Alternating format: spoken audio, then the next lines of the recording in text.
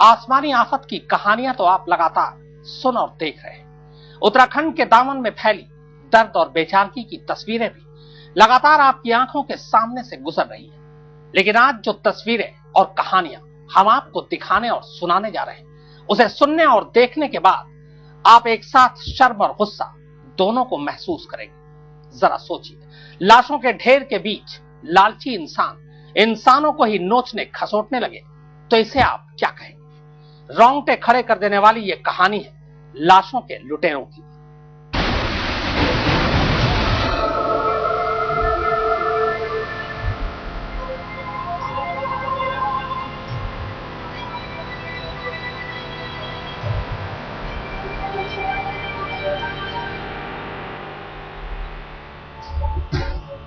एक तरफ कुदरत का कहर, हर तरफ मातमी चीख पुकार।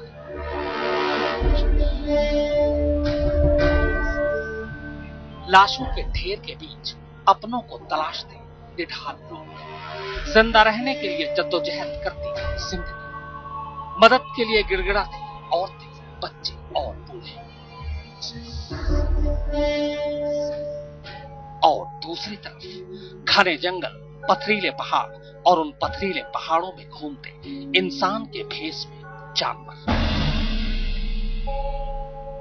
यकीन नहीं होता कि ऐसे माहौल में भी कोई इंसान को नोच खाएगा, पर अफसोस ये वो सच है जो अब छन छन कर उत्तराखंड की पहाड़ियों से बाहर आ रहा है।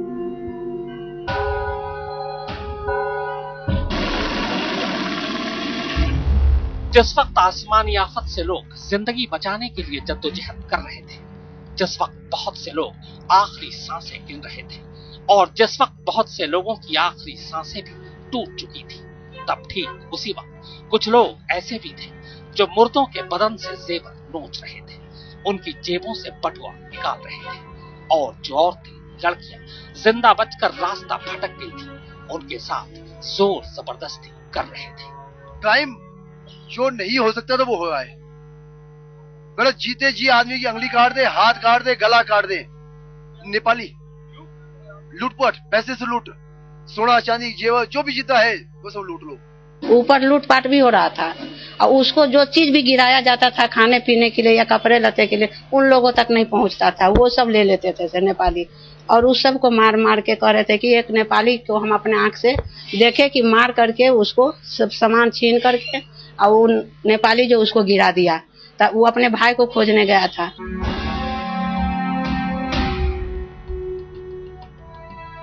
चार धाम की यात्रा पर गए देवभूमि से जिंदा बचकर लौटे लोगों की आप बीती थरथरा देने वाली है। इन लोगों के मुताबिक केदारनाथ, बद्रीनाथ और गौरीकुंड के करीब नेपालियों का एक जत्था पूरे 2 दिनों तक लूटपाट करता रहा। कुछ तो लोग थे जो कल डिटेन किए जब पैसा मिला। इसके अलावा अभी कोई गौरी गांव में भी अभी नहीं है। वो लगता है कि वो रास्ते से जो एक रास्ता बना हुआ है गौरी गांव से सोनप्रयाग का, उससे सब लोग निकल गए। कतार में बैठे इन नेपालियों को देखिए, ये कुछ देर पहले केदारनाथ की पहाड़ियों से बसों में सवार होकर न्यू टिहरी पहुंचे। न्यू टिहरी पहुंचते ही यहाँ पहले से तैनात उत्तराखंड पुलिस ने इन सभी को बस से उतारा और अपनी हिरासत में ले लिया। इसके बाद इनकी जामा तलाशी शुरू हो गई।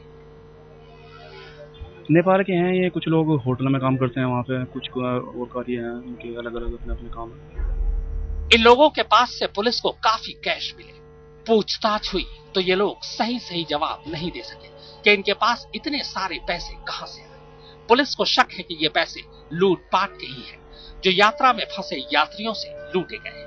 पुलिस को शक है कि इनमें से कुछ नेपालियों ने महिलाओं और लड़कियों के साथ जोर जबरदस्ती भी की थी। लिहाजा इन्हें हिरासत में लेने के बाद बाकायदा लाउड स्पीकर पर जगह जगह घोषणा की जा रही थी कि अगर किसी के साथ जोर जबरदस्ती की गई है तो वह आकर इन लोगों में से आरोपियों की शिनाख्त करें। चश्मदीदों के मुताबिक केदारनाथ में रात के वक्त काफी तादाद में नेपाली देखे गए और इन नेपालियों ने बहुत सारी ऐसी लड़कियों और महिलाओं के साथ बदतमीजी की, उनके साथ छेड़छाड़ की और यहाँ तक कि उनके साथ लूटपाट। ऐसे यात्रियों की शिकायत के बाद अब उत्तराखंड पुलिस इतना ही नहीं, केदारनाथ और बद्रीनाथ से लौट रहे कई बाबा और पुजारी को भी जगह जगह पुलिस ने हिरासत में लिया है। इनकी तलाशी में उनके पास से लाखों रुपए मिले हैं। एक साधु के पास से तो पुलिस को करीब 1 करोड़ रुपए मिले। ये पैसे उसने ढोलक में छुपा रखे थे। पुलिस को शक है कि ये रुपए भी लूटपाट के हैं या फिर मुर्दों की जेबों से निकाले गए, या ये भी मुमकिन है कि ये रुपए मंदिर के खजाने के हैं।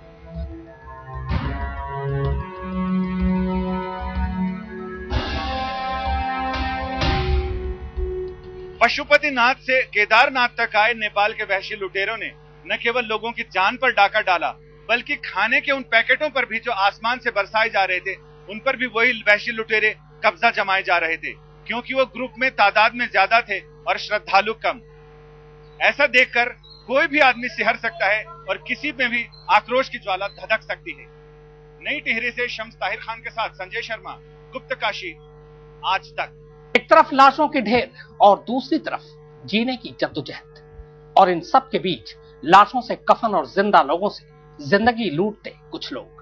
उत्तराखंड के पहाड़ों पर इंसान के भेष में घूम रहे इन शैतानों को देखकर सचमुच का शैतान भी शर्मसार हो जाता। पर क्या करें इन इंसानों का, जिन्हें इंसान कहते भी शर्म आती है। एक तरफ कुदरत का कहर और दूसरी तरफ इंसानों का। उत्तराखंड में आई तबाही के बाद अगर हजारों इंसानों ने सैलाब में फंसे लोगों की तरफ मदद का हाथ बढ़ाया, तो ऐसे लोग भी कम नहीं थे जिन्होंने मौका मिलते ही इंसान और इंसानियत दोनों को मटिया मेट कर दिया।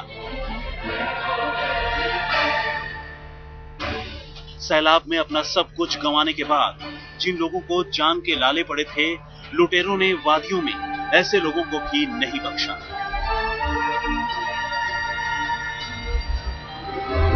ये तो रही जिंदा लोगों से हुई ज्यादती की बात।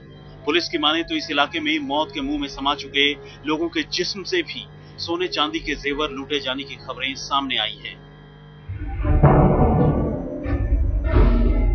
पुलिस के हाथ कुछ ऐसे लोग भी चढ़े जिनके पास से 83 लाख रुपए बरामद हुए, और बाद में पूछताछ के दौरान इन्होंने माना कि ये रुपए उन्होंने सैलाब के शिकार लोगों से लूटे और लाशों से बटोरे थे।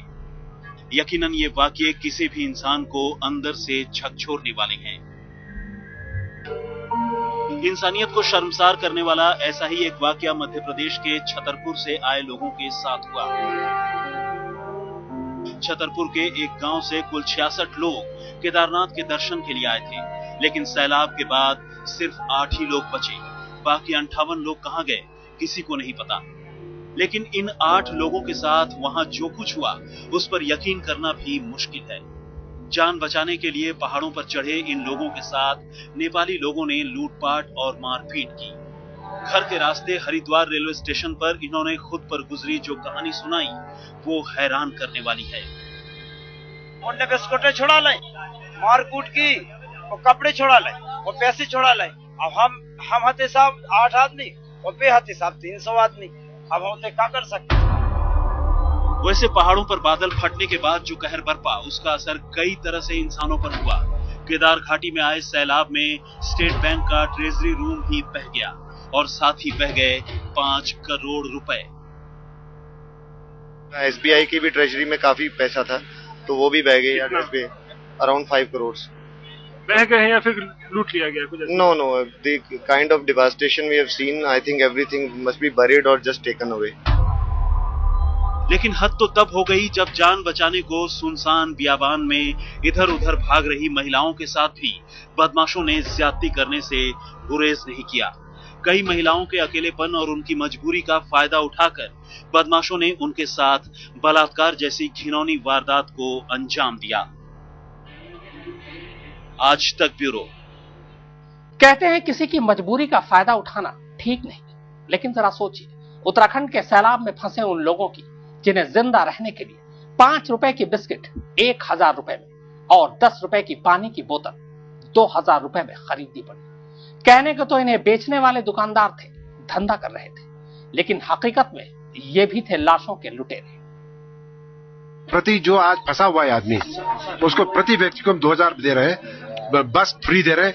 1000 बसें राज्य सरकार लगा रखी, 1000 बसेस फ्री दे रहे हैं, ट्रेन का टिकट दे रहे हैं, 2000 रुपए दे रहे हैं। लेकिन मुख्यमंत्री जी जरा ये भी जान लीजिए कि आपके इस 2000 रुपए से फंसे हुए लोगों को मिलेगा क्या।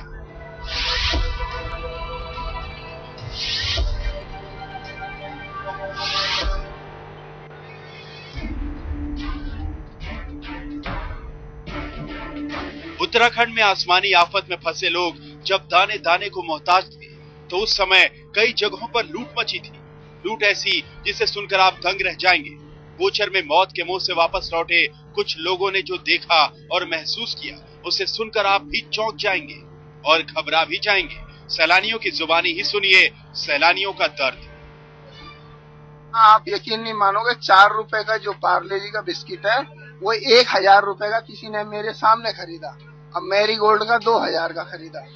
फिर वहाँ एक मुकेश गोस्वामी जी है, उन्होंने अपनी दुकान खोली और फिर रेट ठीक किया उन्होंने। रास्ते में फंसे लोगों की माने तो हर छोटी चीज के लिए मोटी रकम अदा करनी पड़ती थी। आरोप है कि मदद के नाम पर चल रहा था महालूट का खेल। लोग भूखे प्यासे बेहाल थे, मरता क्या ना करता। यहाँ पे डबल चार्ज लेके लोगों से पैसे ले रहे हैं, डबल चार्ज ले रहे हैं। कोई भी सामान खरीदने जाते हैं तो उसके डबल लेते हैं। अगर मान लो 20 रुपए के सामान को 40 रुपए में खरीदना पड़ा तो पैसे भी सबकी मतलब हो गए। उत्तराखंड में त्रासदी के बाद जो हालात बने वो रूह कपा देने वाले हैं। सरकार भले ही युद्ध स्तर पर राहत के दावे कर रही हो, लेकिन जमीनी हकीकत क्या है वो त्रासदी के शिकार हुए लोग बयां कर रहे हैं। आज तक ब्यूरो। और अब बात दिल्ली के हुड़दंग की। देश की राजधानी दिल्ली में साल में एक ऐसी रात आती है जब न पुलिस की चलती है और न ही कानून की कोई औकात होती है। सड़कों पर एक बड़ा गैंग होता है और उस गैंग का हुड़दंग होता है। राजधानी की तस्वीर बदल जाती है, रास्ते पर सांसें अटक जाती है। यकीन ना हो तो आप खुद देखिए।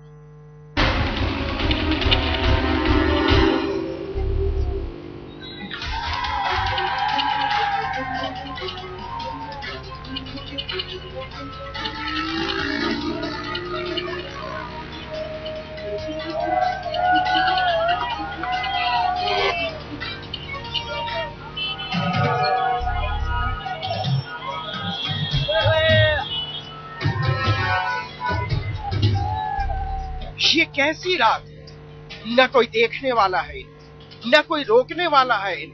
सड़कों पर खौफ सरेआम फर्राटे भरता है। रेस का शो बहरा बना देता है, चमचमाती हेडलाइट अंधा बना देती है। रौंदने वाली रफ्तार कहर बन जाती है इस रात। राजधानी की हर सड़क पर हंगामा, हुड़दंग और बाइकर्स का सैलाब। चलने नहीं देता, कान पर पड़ी आवाज सुनने नहीं देती। राजधानी की तस्वीर ही बदल जाती है इस रात। न कोई नियम न कोई कानून, ठेंगे पर पुलिस, सड़कों के बीचों बीच ट्रैफिक की ओर की धज्जियां। कोई इन्हें रोकता क्यों नहीं, कोई इन्हें टोकता क्यों नहीं।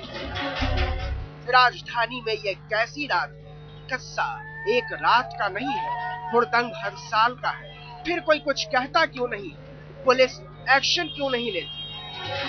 मैं यहाँ पे 45 मिनट से फंसा हूँ आईटीओ पर। इसी चौक पे पीछे से लेके अभी तक हमें 45 मिनट हो गए, हमें रोड ही क्रॉस कर पाए। सारी जगह ऐसे ही हालत है। सारी जगह तो नहीं, हम बंगला साहब से यहाँ तक हमें आने में 1.25 घंटा लगा। कनॉट प्लेस से इंडिया गेट तक, तिलक मार्ग से जाकिर हुसैन मार्ग तक, पुलिस हेडक्वार्टर के सामने, राजधानी के चप्पे चप्पे पर एक ही शोर, एक ही खौफ हर साल होता है। आखिर ये कैसी रात।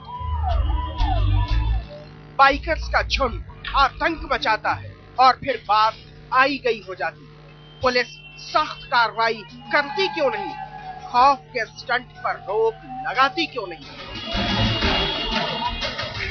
आज पहचान लो इन चेहरों को, देख लो बाइक के नंबरों को।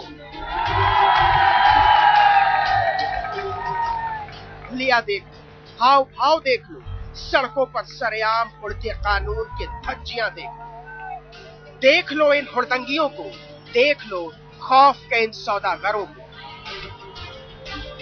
पुलिस को इनका इलाज करना ही होगा, सिर्फ चालान से नहीं, सख्त कार्रवाई से जवाब देना होगा। हौसला तो देखिए, चोरी और ऊपर से सीना जोरी तो देखिए। पुलिस ने रोका तो पथराव कर दिया। राजधानी में ये कैसी रात।